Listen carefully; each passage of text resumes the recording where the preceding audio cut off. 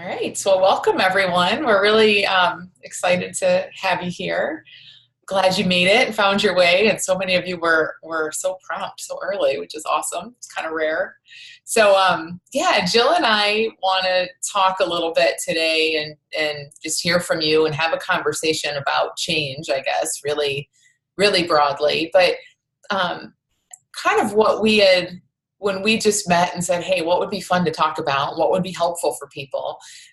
Like what we love to talk about and what we've written a lot about is our own change, and we'll share some of that. But Jill and I have both had some pretty significant change over the years, some of which I think was gradual. Probably most of it was pretty gradual. Some of it was maybe a little less gradual, a little more sudden. And all or most of it, and you tell me, Jill, if this makes sense to you, if this is true for you, but I think all or most of it, like what's kind of interesting and exciting about it is that we weren't really doing anything to make it happen. So like, I don't want to say it was accidental. It's not like it was completely random. Now, in hindsight, like when we look at some of the ways that we've changed and some of the things that have happened, we can look back and it makes some sense. So and that's what part of what we'll share here. It makes some sense, and we can see how or what was sort of going on under the surface in some ways to encourage that change. But it wasn't like we set out in these things and said, okay, I'm going to follow this 7-step strategy and I'm going to have this change at the end. We probably both, I know I certainly tried a lot of that, and that change never stuck. But so, we might have tried those things, but in the bigger, deeper, more sustainable change that we've both had, it wasn't that way. It just sort of happened. And so it's interesting because people ask us a lot, and I think it's just the most common natural question in the world. I'm sure everyone's asked this. Well, how did this happen? Or how can I have change? Like, how am I going to get from here to there? And all of these questions, like how and why and tell me what it looked like and how it happened, we're bombarded with them all the time. And again, we've probably asked them ourselves a million times before we kind of saw a little more about this. So it's a really natural question to ask, very human question. But we thought that'd be kind of a fun thing to explore is, you don't always know how. And do you even need to know how? And like we're saying, we didn't know how our change happened, and we didn't set out to make it happen, yet it definitely happened. So it sort of brings into question this whole thing of like, wow, isn't it interesting that our minds always want to know how, and tell me what to do, and tell me the steps, and tell me what you saw. But I don't know, like that stuff doesn't actually seem to be necessary. And so we want to share a little about that. So I don't know, Jill, do you want to kind of maybe kick it off, and like maybe it makes sense for you to tell us a little bit about some of the change you've experienced, and I can share some of mine and kind of take it from there? Sure, that would be good. Yeah, like what you were just saying about the how, and having things not, having us not really know how, things just happen. Like like you said, we could reverse engineer it. I mean, I could, and stuff like that, and say, and make steps out of it and stuff like that. But the problem is, I think, is it doesn't, that's my change, my stuff that changed is not necessarily what's going to help somebody else. So like for me, I wasn't even looking to change really, or I did set out, my original goal was just losing weight, which I did, old-fashioned means of losing weight, and but it was after that, with learning this inside out understanding and stuff that we talk about, that things just changed, like and so for me, I didn't even realize I was anxious. I knew I sometimes would get anxious. I knew I was shy. I knew I was an introvert, but I don't know if I would have described myself as an anxious person. And yet, when that anxiety was mostly gone, I still get anxious at times, but it's not like something I'm living with constantly. Like, it was like, how'd that happen? Like it just disappeared without trying. And so, yeah, it's really difficult when people then ask you, okay, well, how'd you do it? What did you do? And yeah, so anxiety, my anxiety level, I had a low level of anxiety just constantly in my head. That sort of mostly went away. And then it seemed, because when that sort of went away, like just addictions and stuff just fell away as well. And again, I mean, I guess I kind of knew I always knew I had an addictive personality. I would have told you that. But like, just to have these things disappear, it's so cool. But it's frustrating as a person trying to help some other people, because you can't, they don't want to hear, oh, don't worry, it'll just fall away, or whatever. Yeah. So, like for you, I mean, does it kind of feel like a lot, like you said, a lot of that you weren't even really trying? And does it kind of seem like it was pretty gradual in a lot of ways? And then you just sort of realized at some point or at various points, like, whoa, I'm not drinking as much anymore, or I'm not feeling as anxious anymore? Some of it, I think the anxiety seemed gradual, I guess, because it wasn't like a overnight thing. The drinking thing was more. I mean, it had started gradually only because I had already, when I was trying to lose weight and stuff like that, I wasn't drinking quite as much, so that may have helped with that just in general. But that was more like one day after having an insight like that, just kind of, I just didn't want it. I didn't want that buzzed feeling anymore. But yeah, the anxiety just, I couldn't tell you when or how or whatever with that, how that just fell away. Yeah. And I know you've, experienced similar stuff. Yeah. Yeah, it's interesting. It's like that for me too, especially with anxiety, is really similar. So I was really anxious at one point and in all kinds of therapy and doing all kinds of things, and none of them really helped. Um, like looking back, I can see my anxiety kind of changed forms. So it was sort of changing really gradually all the time. Like it would take different shapes, if that makes sense, or manifest in different ways. But it definitely feels like a gradual thing, and it wasn't, there was never anything like, oh, I'm going to take this course on anxiety, or I'm going to, go to this anxiety therapist, that I could ever at that point even look back and say, oh yeah, that was helpful. Not that none of it was ever helpful, but it wasn't like, oh, that's the thing that did it. It kind of just fell away. And same with my binge eating habit. And it sounds crazy, but it was like, it was such an issue. And there were some insights I had and things that I saw, and some shifts I felt. But in terms of the behaviors and just the way life looked and stuff, I mean, it just kind of stopped. There wasn't a behavioral plan. And you mentioned that too just a second ago, that you had an insight and kind of didn't want to drink. You didn't want that buzzed feeling as much.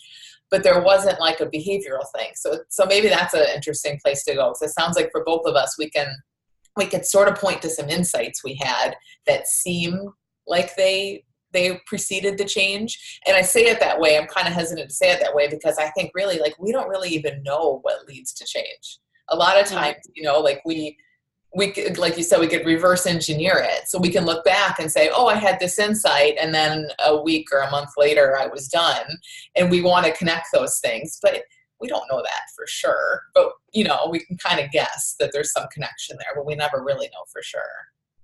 And that's the danger in talking to other people, because then they're chasing insights. Yes. That's the how-to, is to have an insight. But like, yeah, I had like 2 or 3 really big insights that definitely, made obvious changes. But I get insights every day, all the time. Like, I just hear a little something that maybe in a video I listen to, and I just say, huh.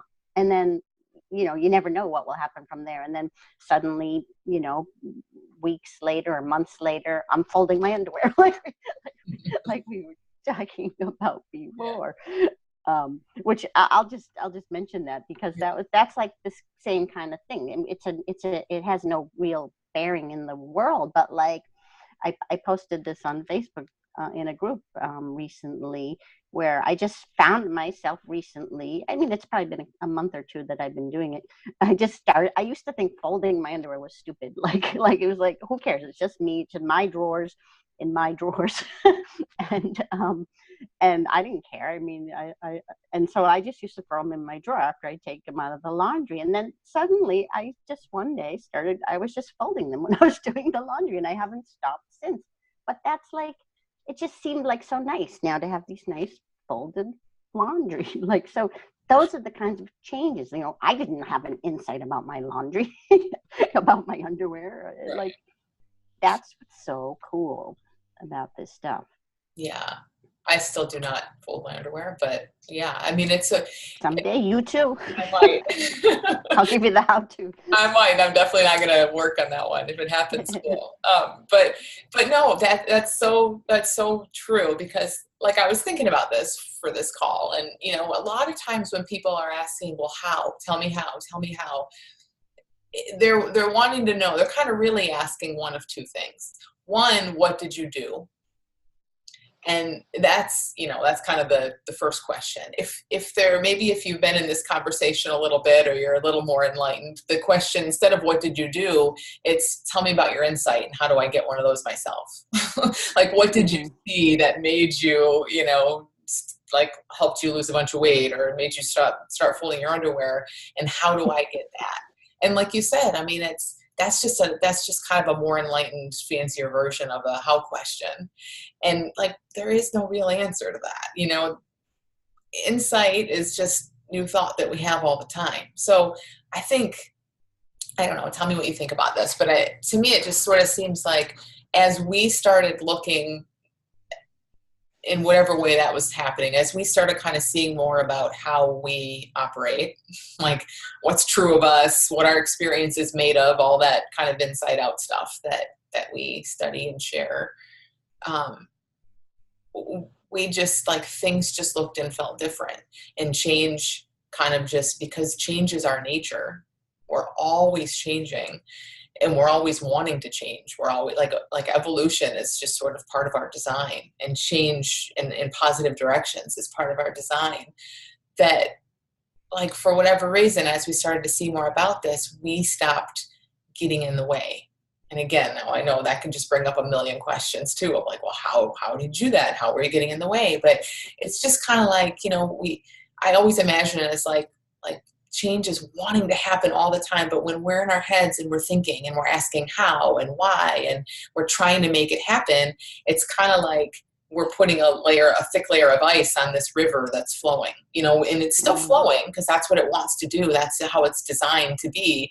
But we're just kind of slowing it down a little bit. And we're doing that innocently, obviously. We just want to speed it up, ironically. We want more of it for us, and we want to figure it out. And we're kind of in this misunderstanding that we need to play a role in our change. But the more we kind of see that we actually don't, because change is our nature, the more we tend to just sort of relax, and change kind of happens. Yeah, because we can't think our way into change, it seems. You know, you can't, that becomes like a willpower thing, and we all know how well that works. You know, I mean, willpower is great for, you know, short bursts of time. You know, you can think your way into doing something for a short amount of time, or, you know, just like with dieting or anything like that, you can will it, and that's your thinking. I mean, that's all thought. Okay, you know, I'm not going to eat this, or whatever. I'm only going to eat this. I'm going to exercise every day. But then we get tired of it, and it just doesn't work. But with letting that go, and letting go of the controls a little bit, because I mean, that's one thing I'm just seeing more and more. We really just don't have control over pretty much anything, you know, that we think we're controlling all these things in this situation. But the more you let go, like your thoughts and your crazy person in your head, like I always say, the more you stop, you know, listening to that, and just letting the river flow, like you say, stop putting that ice on top of it and let it float, things will change. It's again, you can't explain. It's really magical. I mean, it sounds crazy, but there's a magicalness about this, that things just change. It's like you just, maybe an insight could just be something simple, that you just see something that you had been doing all along, how you had been stopping yourself all along, and just seeing that, sometimes it just stops then, or you stop trying to stop it. Yeah. Yeah. It is. It does feel kind of magical because I think we're so caught up in like we need to make things happen. And this is truly something that's happening, wanting to happen all the time, that we don't need to have any role in. So when it happens for us, when we get out of the way and it happens for us, it does feel kind of magical.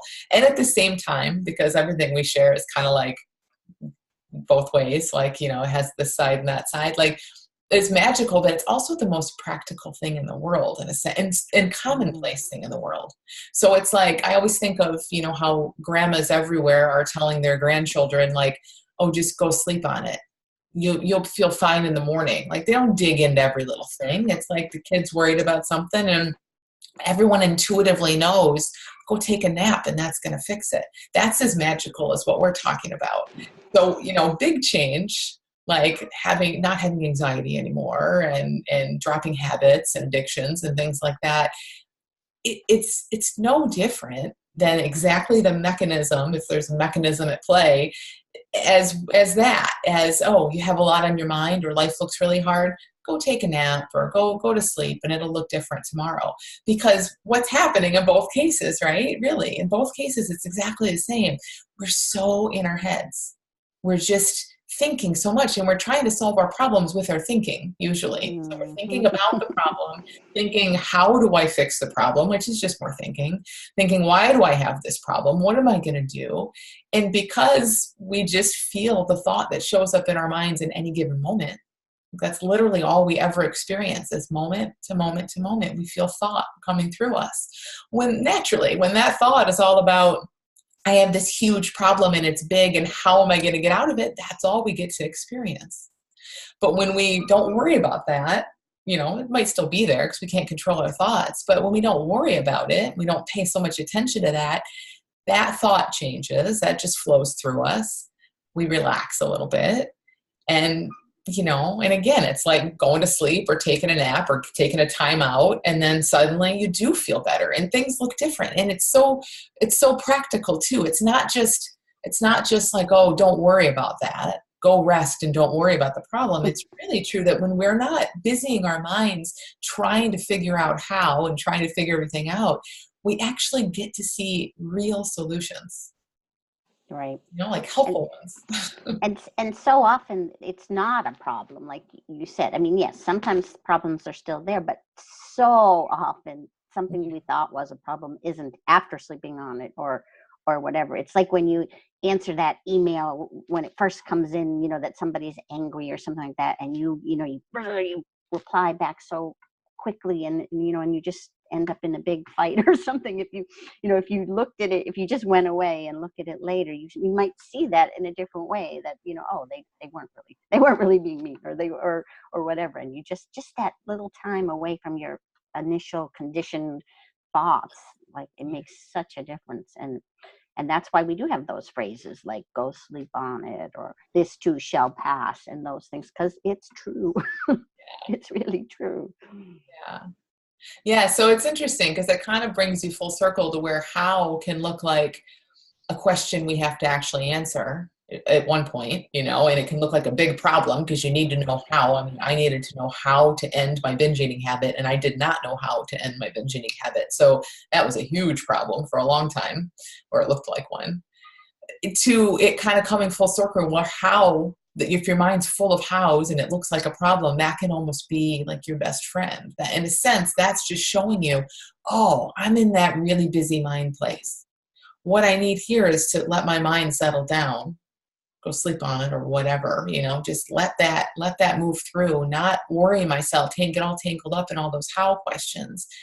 And then in that deeper place, beneath all that intellect and concepts and our mind trying to figure it out, that's where we do it. Like Jill said, it either doesn't look like a problem in the same way, or if it is an actual physical thing in the world that needs to change, like that's where we're going to have some helpful thought or new idea about it.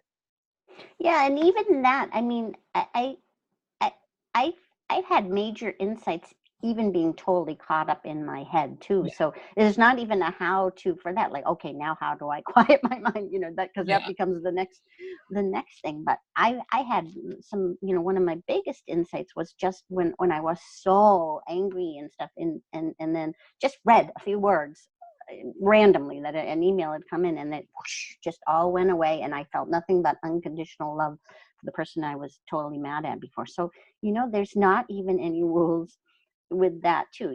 You can get it. You just can see it differently at any time. It's quite cool. And there's no how-to to that, because we're just talking about how we work.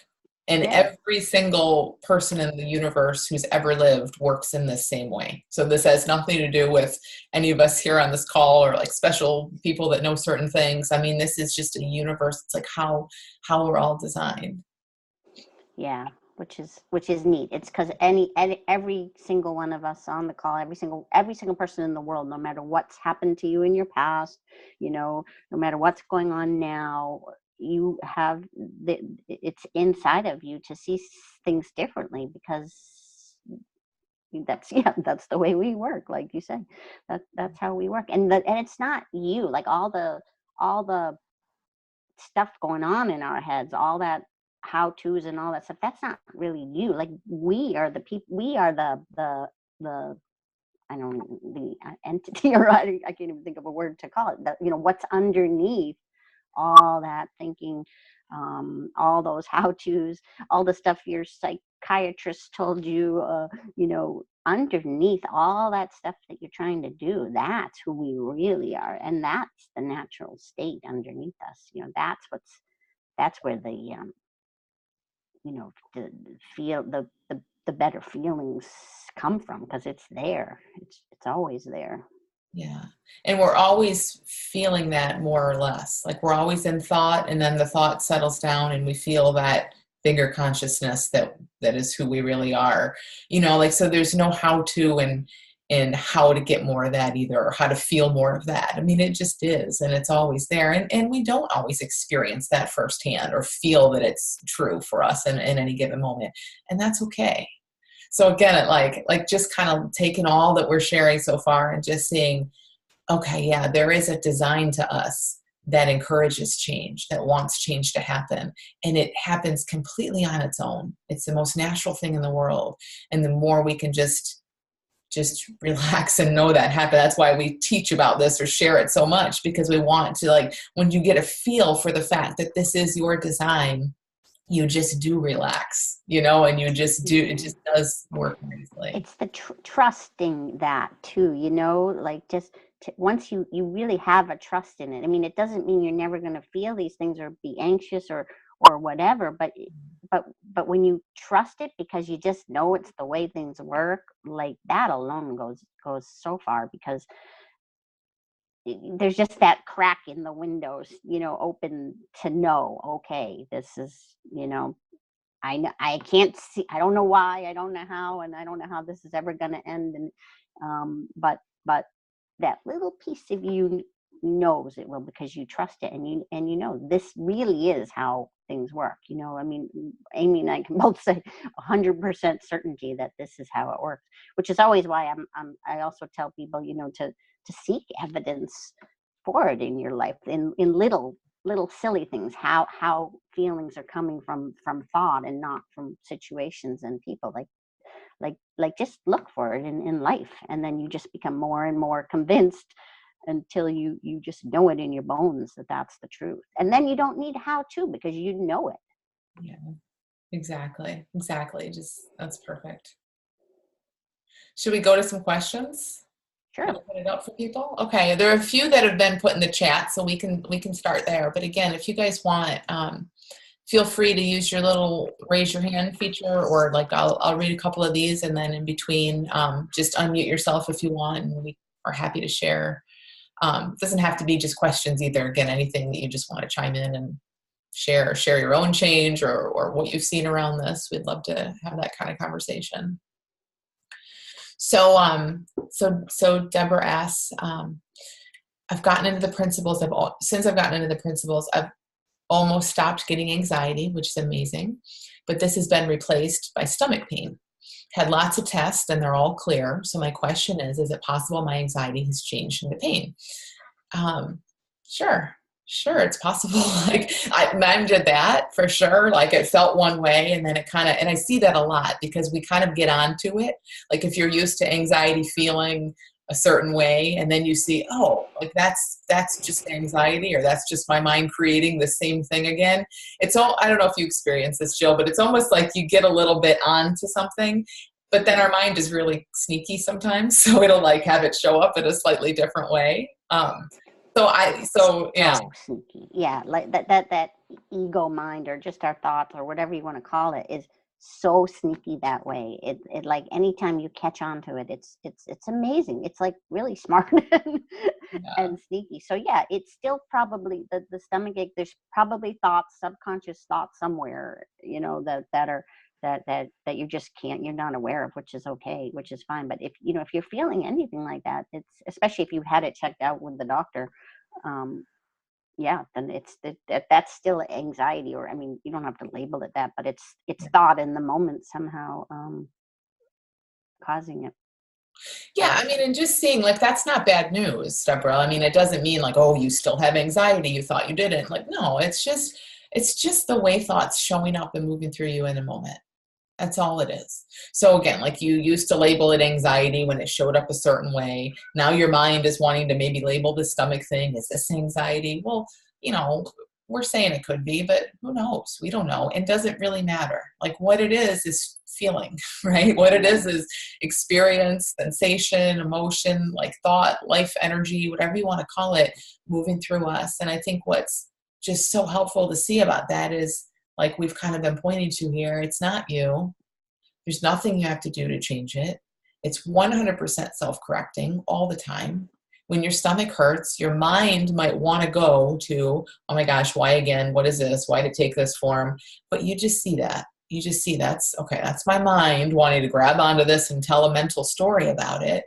But beneath all that chatter, beneath all those explanations, you're fine. You're just a person experiencing some stuff. So the more you can almost be soft with it like that, and just keep it labelless energy moving through you. I think it opens you up to be okay with it and to see a lot about it. Yeah, and it's good news, because to know what it is, that that's all it is. And you're not a victim to it, really, when it's thought in the moment. And thought in the moment has no power in and of itself anyway. So yeah, it too will pass, as all thoughts do. And I imagine you're not having a stomach ache 100% of your day, 24/7. Yeah, and I always think it's good news too when you notice things starting to take different sneaky paths like this. It's like, oh, like see again, like you're onto it. It's not showing up the way it used to because you've seen through that. Right. Now your mind's not going to just roll over and be done with it necessarily. It's going to give you the stomach stuff, but that's okay. Like you can be onto that too as you are, So it's kind of, I don't know. I see it as almost an exciting like sign of like, look, change is happening. Your mind's needing to get really creative to stress you out. Yeah, that's a cool way to look at it. That's true. Can you see these, Jill, if you want? Because the second one from Karen here mentions your book. So if you want to take that one, unless you can't see them, then I can read it. I think I can see them. Let's see. Karen, yes. In your book, Jill, you explain how our prior conditioning is made up of thought and say some thought is unconscious.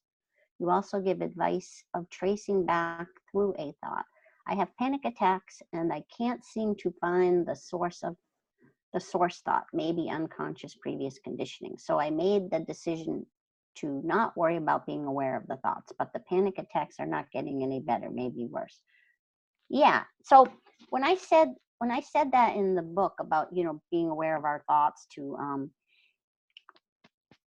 prove it's just to prove to yourself, like I was saying before, so you can know 100% that thoughts create our feelings. So like for me, at first I didn't really believe it because it didn't really make sense. How can that be? How can it? But then I would just feel like an anxious thought, and I'd be like, okay, good. This is an opportunity to see if this stuff is really true. And I sort of searched through my mind and said, oh, I was just thinking about whatever. And okay. And then that's why I had that feeling. So for me, I just did that a few times, enough to say, oh, yep, every single time I have this anxiety feeling, there is a thought associated with it. I have to sometimes dig deep. But then once I knew that, it's not helpful really to do that anymore. I don't need to. I don't really want to know what all those weirdo thoughts are in my head. They're still there. So now that I'm positive, it's that's where it comes from. If I feel that anxiety feeling, I might, if I notice it, even sometimes I don't even notice, but if I notice, I'll be just like, oh, I must be having anxious thoughts. Oh, well, and then go back to doing what I'm doing. And, they just go away generally. I mean, I can still get into a big anxiety storm, but yeah, so it's not something that you need to do on an ongoing basis. And that's one thing where, yeah, in my book, that some people have taken it to think, are thinking that that's something they should always be doing. But I don't think generally it's helpful because it can be kind of scary in there. I love that. I mean, just knowing that it is thought, and it can only be thought ever. And when I say it, I mean whether it's anxiety or depression or anything we're feeling has to be brought by thought. And yeah, I mean, that makes sense. In the beginning, sometimes it is really helpful to see that connection more clearly. But once you start to get a feel for the fact that it can only work that way, like you just know this to be the way life works, then it definitely doesn't take any Yeah. work. I like proof, I never take anything on anyone's word, so, and I would always suggest that nobody does. Don't take our word for any of this stuff, and it was the same in my old business too. I always told that to people, like, don't listen to me. You've got to try stuff for yourself and see that it's true, because that you're not going to believe it. It's not going to be as helpful to you if you're just saying, oh, well, Jill says this is true, so okay. But there'll still be a piece of you that doesn't believe it. So yeah, that's one way, just to find the proof, find it however, in whatever way works for you. Yeah.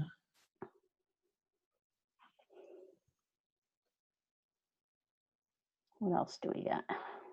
So there's another one that says, what if we do want to make a change? If we can't use our minds to help achieve this, do we just wait until it happens on its own? Seems non-directed and wishful.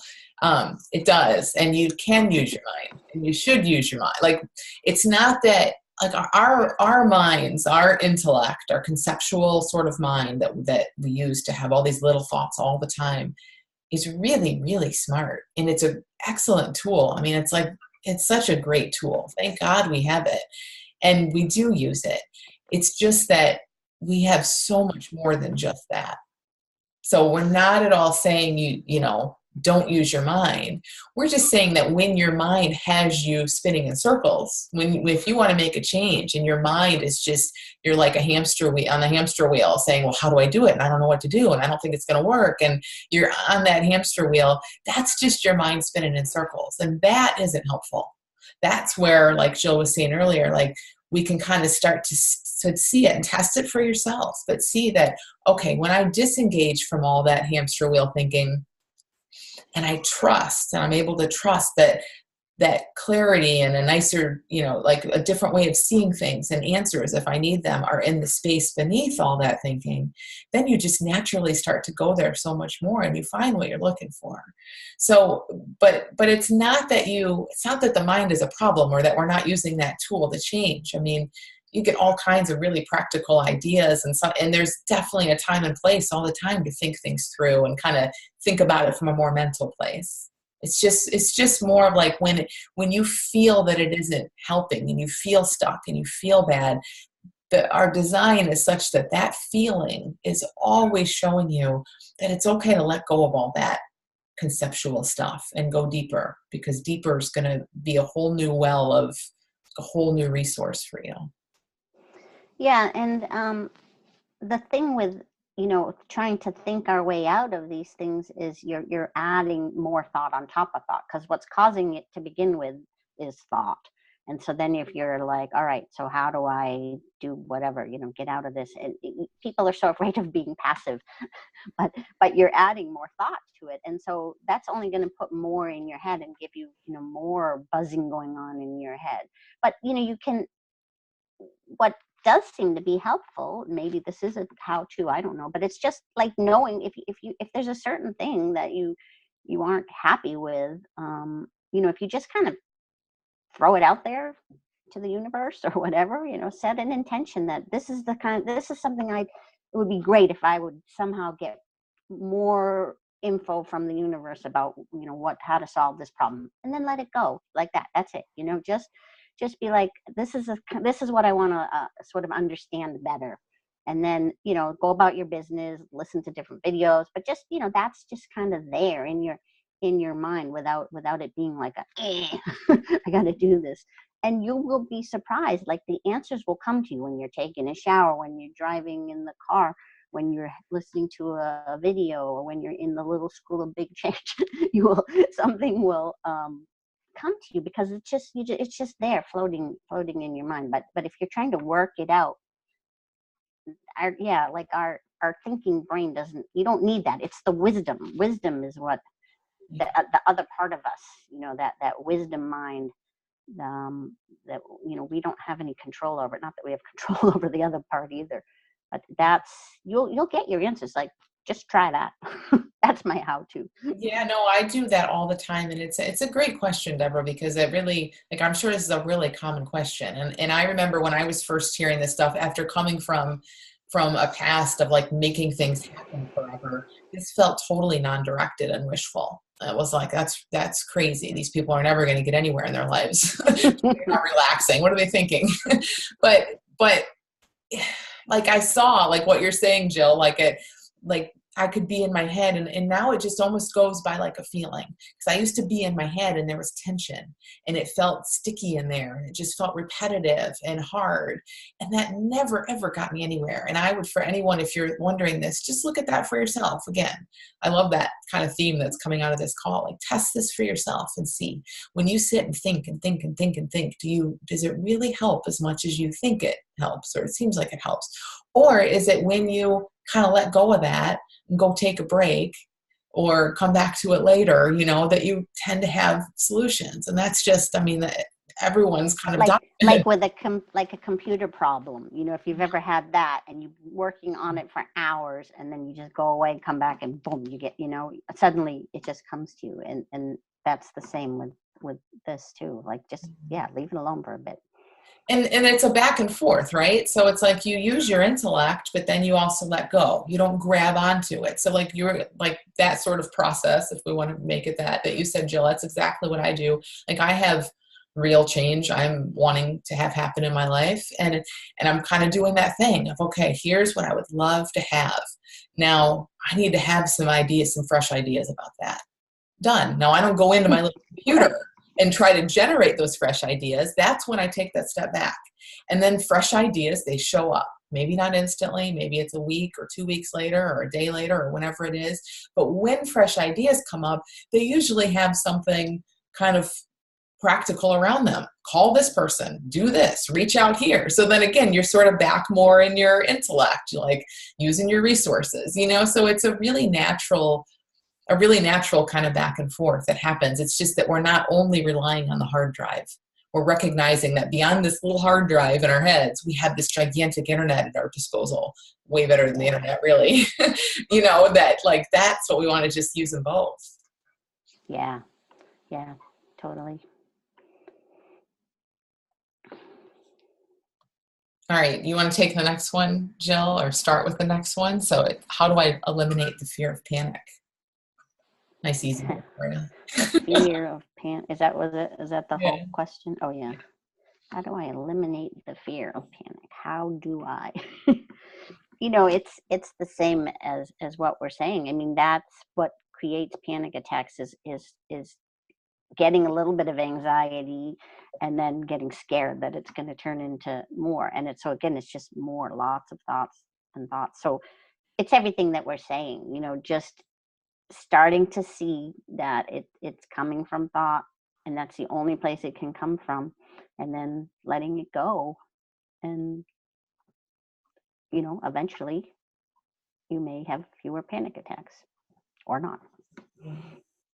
Yeah, and it's interesting. I mean, the how-to question, but also the word eliminate in there, I mean, like Jill said, me too, like we feel stuff. Like I don't know how anyone ever eliminates any feeling. And I think that's always a big thing that kind of is just kind of getting us off track when we're trying to eliminate a feeling. So I get it. I mean, of course we all get it. No one wants to be sitting there fearing your panic all the time, but see if, like, even in your own mind, you can almost kind of soften that a little bit too. Like, okay, I can't eliminate anything. I'm not in control of what shows up, but what shows up is safe.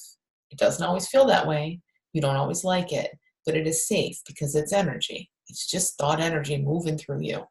So really kind of continuing to see that and test for yourself what we're sharing here and see that as a truth, because you can easily see how something like that, I lived in fear of panic for 3 years straight, and it just feeds on itself. Because then you're afraid, then you're afraid, then you're mad that you're afraid, then you're afraid and there's nothing to be afraid of, and it's like a mess.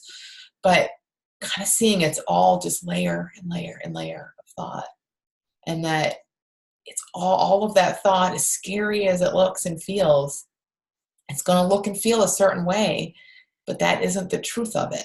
Like there's like how things look, how they feel, how they appear, and then there's what's true, or there's like what's beneath it, and what we know about all people and how these things work. And this fear of panic, it's like it's a habitual thought that looks and feels really true, but it also comes and goes. It passes every time. At some point it passes for you, and you don't have that fear, and you didn't have to do anything or know anything special to make that happen. It's just your nature. So we want to kind of look toward that. Like we were saying earlier, it's like, just notice how what we're sharing here is our nature. Just see it. And then that will deepen your own personal trust and your faith and your belief in all this. Because you could hear us say it all day long, and it's just words if it doesn't look real to you.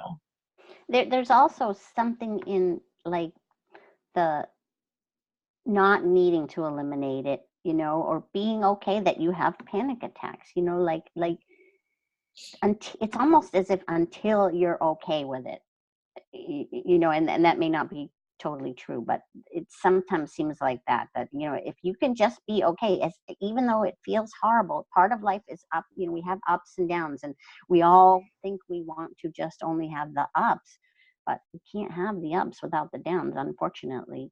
And we, the more we can be okay with those things, if okay, I'm going to have a panic attack once a month, okay, that's what's going to happen. Or if the more you can be okay with it, it's possible that alone, sometimes suddenly you realize, wait a minute, now I'm only having them once every 6 months, or something like that. And it could be something that goes away, but it's being okay with what is, because what's happening is what's happening, and it's not, we have no choice. We can have it happen and be really, really mad and angry or scared about it, or we can have it happen and be okay with it, not necessarily love it, but being okay with it, because that's what creates our state of mind, is whether we can just be okay with what is, because it is what is. Yeah. And knowing that in some weird way, like as we become more okay with it, which is usually just because we see it for what it is more, like we know it's just fluctuating thought and it's going to take care of itself and it's not us and all this kind of stuff, like that makes you more okay with it. And as you're more okay with it, it changes, which doesn't mean it goes away, but it's like, I know I used to hear stuff like what you just said, and like, oh, well, when you're okay with, eating this or having this habit or whatever, then it'll go away. And it looked to me like the only option, like just from my thinking in that time, was like, it looked to me like, okay, well, that just means I'm just going to need to suffer. I need to be okay with suffering. But we're not saying be okay with suffering. We're saying as you're okay because you see more about it, it doesn't feel like suffering in the same way. Right, because that is the suffering. Suffering is the not being okay. Exactly. The suffering is the fact that we want to eliminate it, and it's not okay. It can't happen. So, I feel like suffering is us not being okay with whatever is happening. Like, and And so it doesn't mean being okay with the suffering, because we will live what Exactly. we As soon as you're okay, it's not suffering. It still might be pain. It still might be anxiety. It still might not be your favorite feeling in the world, but it isn't suffering in that same way. right. And this too shall pass. Yeah. Hanging on to that. This too shall pass, because it will. It always does. Yeah. All right. I'm curious to see what you say about the next one. So Vanessa asks, is it possible that some people just won't get any insights from the three principles? I've been learning for 6 months and getting nowhere. I can't accept where I am, which we just spoke to, as it's so bad and I have so much wrong with me. And then she also adds that she's tried various therapies and she's on a lot of medication. So Vanessa, I can totally empathize with where you are. And honestly, I had some quick insights from the principles, but then I had a really dark time of thinking, okay, this isn't what I thought it was. And maybe I haven't seen anything. And that is, I don't know that it's the norm, but it sure as heck isn't uncommon, And so like, we see what we see. Like, I don't know what's possible and when you're going to have insights and all that kind of stuff. But what I would want to just share with you is like, don't put pressure on it. I mean, I know it's so hard because you can't accept where you are. You're thinking this is wrong and I have all these problems and I need something from this.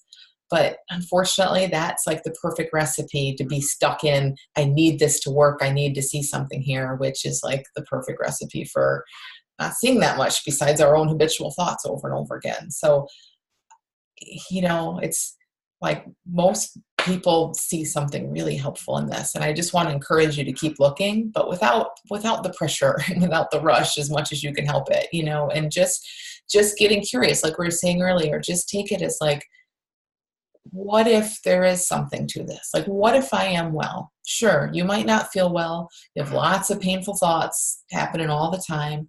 But what if beneath all that psychology, you're perfectly fine? What if? And then just kind of look there and be in that and give that a chance to get bigger. Now, that's hard because that's invisible to you right now. All you see, I'm speaking for you, Vanessa, but like when I was there, all I saw is the pain and the suffering and the problems. I get it. But we have to take some little leap and just say, well, what if I'm okay beneath that? And when that quiets down, I start feeling some okayness coming up. And then just see what you see. Yeah, and I think if you've been looking at this for 6 months, you must be seeing something, only because why would you keep looking? Like if something wasn't ringing true to you, you'd probably have moved on by now to some other thing. So you may not be giving yourself credit, and there also may be changes that have been happening too that you haven't noticed. So you might look to that a little bit. It sounds like you might be just being really hard on yourself. Now, I could be totally wrong. I think for you too, it would be really helpful it's really hard to answer something like this, without actually talking to you, because I think, there's a lot more we could uncover by speaking. So, talking to somebody within this, me, Amy, or anybody else, could be really helpful just to find out more about your situation. It's just we might be able to see something like, see, look what you did, this did change for you, and you didn't realize it, or something like that. Yeah. Okay, so Mac says, just as a comment, correct me if I'm wrong, to those struggling with anxiety and panic, thoughts as responses can be automatic. Yes, it's often hard to catch, name, or replace. And our thoughts trigger emotions that have a hormonal basis. There are hormones flooding our body behind aggression, anxiety, stress. So it's about giving our body time to clean up the system from those hormones and not being stuck in your head at the same time, if this makes sense. I change my focus. I get into something different when waiting for a solution. So Mac, I think like I would just say it a little kind of more bottom line way, or like maybe a little more simply, but I think what you're pointing to makes sense, right? So you're kind of saying automatically, right? This stuff happens. That's right on. Like we're not consciously putting anxious thoughts in our head or any kind of thoughts in our head. So yes, it happens. We instantly feel it. Our body instantly does whatever our body does with it. So sets off the chemicals, the hormones, whatever happens physically. So right, there's a whole natural automatic chain of events that happens. And then when you say it's about giving our body time to clean up the system from these hormones and not being stuck in your head, it's almost like what I'm hearing in this is like, yeah, you feel stuff, you don't like it, it has your attention, it kind of has you on red alert. But when you say give your body a time to kind of clean up the system, to me that sounds like, yeah, because it's just going to happen like that naturally. Like if you can feel this stuff, so many people have, physical kind of anxiety symptoms, and sometimes that can feel like its own separate thing, which it isn't. It's just what you're saying here, it's like thought, feeling, physical stuff, they're all one. They're just different manifestations of all that one thought energy. So when that comes up, seeing that, yeah, it will clean out. And when it does, you'll feel different. And even when it doesn't, you're okay, because you aren't that. That's the physicalness, and the physicalness is just doing what it does, and it always self-corrects. So it almost gives you a chance to kind of, like you say, wait, get into something else, or change your focus while you wait for a solution. The solution is just the natural self-correcting thing that happens all the time. And right, we don't have to be in there with our minds managing that. Yeah, and knowing that, before we knew any of this stuff, when we'd have those physical symptoms, it just felt like those physical symptoms just kind of came out of nowhere, and knowing that even if we don't know what the thought is and we don't need to know, just knowing that it comes from thought, even though it doesn't feel like it, knowing that just it helps somehow. It helps because now, again, we're not a victim to thought. Name of my book. But because you just know where it's coming from, and thoughts are just so not dangerous. The physical symptoms feel dangerous, and it doesn't mean it's going to stop them from coming by knowing it, but there's something in when you get those feelings. And sometimes too, if the more this stuff too, if you start to feel them coming on before it becomes a full blown, really all the chemicals in the system, just little bits of chemicals, if you realize it oftentimes or sometimes they'll pass before they really start flowing, because there's a whole time thing there too. And that's where your wisdom can come in too. If you are feeling that will tell you, go take a nap, go take a run, go to the gym, do whatever, that can help those chemicals to pass through. But there's no one particular thing every single person should do when they're feeling that. Yeah. I mean, and the bigger thing is, like we've been pointing to, knowing that it happens that way. Knowing that our design is completely self-cleaning. Like it will clean, you're right, it will clear out completely on its own, whether it's a thought, a feeling, a physical sensation. I mean, obviously you have something physically going on, your common sense might say go to the doctor or get this fixed. But like what we're talking about, anxiety, stuff that moves through us, I mean, it all has a momentum in favor of us being healthy and thriving, because that's the truth of us. So that's always a direction things are moving in. Yep. What else?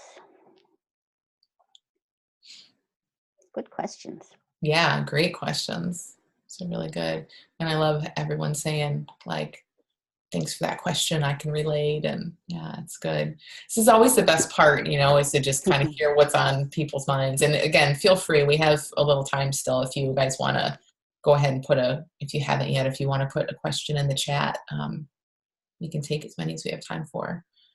I'll read this one because it's about binge eating. So I'm a binge eater, and I've read the little book, A Big Change. When your mind is racing or ruminating, like you're on a hamster wheel about a problem at work or with your family, how do you not indulge in your comfort foods without using willpower? You're thinking about the problem, and that's triggering an urge or compulsion for chocolate. Okay. I know you already have a bunch of Ask Amy's on that very thing, right? Yes, I do. But because it's a great, common question. Yeah. So when your mind, so you say, you're on this hamster wheel, a lot of thought going on, and then kind of added into that is all this thought about, hey, chocolate would be really good right now. Chocolate would help you not have to think about these problems so much right now, like just Just knowing, again, there's no strategy. There's nothing I can give you that's like, okay, here's what you're going to pull out in those moments and apply. Doesn't exist. There's no such thing. It would never work that way. But what you can start to see in the bigger picture, or continue to see in the bigger picture, is that all that thinking, whether it's about the stress at work or the problems at home or wanting chocolate or wanting to binge, or how do I not use willpower? How do I get out of this? It's all the same. All of it. It's just all a busy mind going. It's all that conceptual tool that we're saying is a great tool at times, but it's that tool is taken over. And that tool, the beautiful thing about it is as soon as you just don't worry about it and you're not in there trying to talk it down or fix it or argue with it, it just tends to settle down. So you just, again, it's not a how-to, but the way it comes to mind for me right now is you just look away from all that garbage. Like you just best you can as you see this, no, it's all the same thing. When you feel like that, you don't want to listen to any of that. You let your mind settle down, and you know that as things settle down, you'll do what you do. And, again, like we were saying earlier, there's nothing wrong with willpower as a tool also. It's just not a way that anyone's ever going to have sustainable change, because no one has that much willpower. It's an exhaustible resource. And when you're stressed out is when it's being exhausted. So you really don't have willpower in that situation. So it's a perfect time to just see all this is there, but just do your best to kind of know that it's moving through. It's just thought. It's not all that stuff out there. It's just thought. It's moving through. And, give yourself a minute. And it's just thought, and it's not you. We think that crazy person in our head, or the one telling us to eat and eat and eat, is us, because it sounds like us and it's lived with us, our whole lives. But the more you can start to see it's not us, like oftentimes it's our mother's voice, or somebody else in our life. It's so not us. Again, we are what's underneath all that. And it's like a parasite. It's like something that's taken over our body, especially in those times where it's some kind of addictive thing. It's just some thing taking over our body, wanting to get its way. But you can think of it in various ways: a parasite, a child, a crazy person, like whatever works for you. But and some people like to befriend it. Some people just want to go away. There's different. Again, there's no how to, but seeing more and more that isn't you at all seems to be helpful for me too. It's a huge piece of it, because otherwise we are left. And again, this is about anything, anxiety, any feeling we're feeling, habits, it's otherwise we're left kind of feeling like we're arguing with ourselves, or like we aren't us. And then you just like, what do I do with that? like this thing is like, this is just me. And it just gets so messy there. So I think that's a really huge piece of what Jill and I share and talk about so much, is like, you come to see that you aren't any experience. This experience is always changing. And there's a you that's been there since you've been born.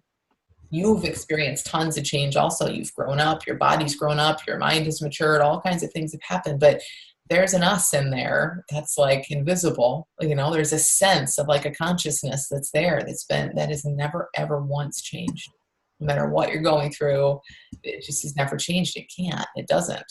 And that's kind of where I want to say look toward it, which is just funny because it's not, you can't see it, but you can feel it. You can sense it in there. And when you know that's there, then yeah, it becomes much easier to have your mind and your feelings doing all kinds of crazy stuff. But for you to kind of not get as caught up in it.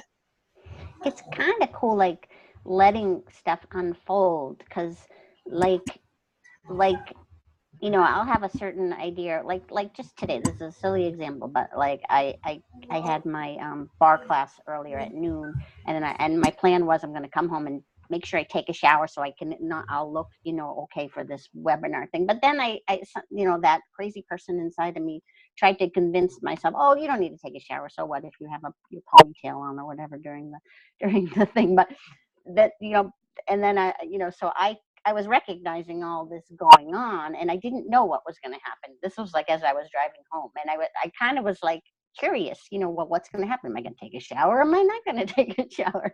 What's going to happen?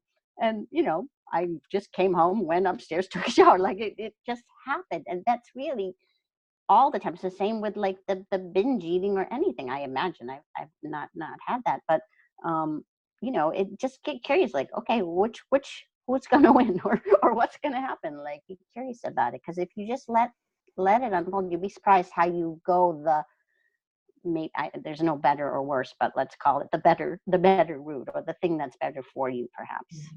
Yeah. And that's a really powerful place to be when we're sitting there kind of hearing it play out and we're curious because we're the curious one. And that shows us that we're not the other one. Yeah. And it can literally, like, it literally could have gone either way for me. I wouldn't have been surprised either way. It's interesting. I try to live more and more that way, and which I think is how we're designed to live.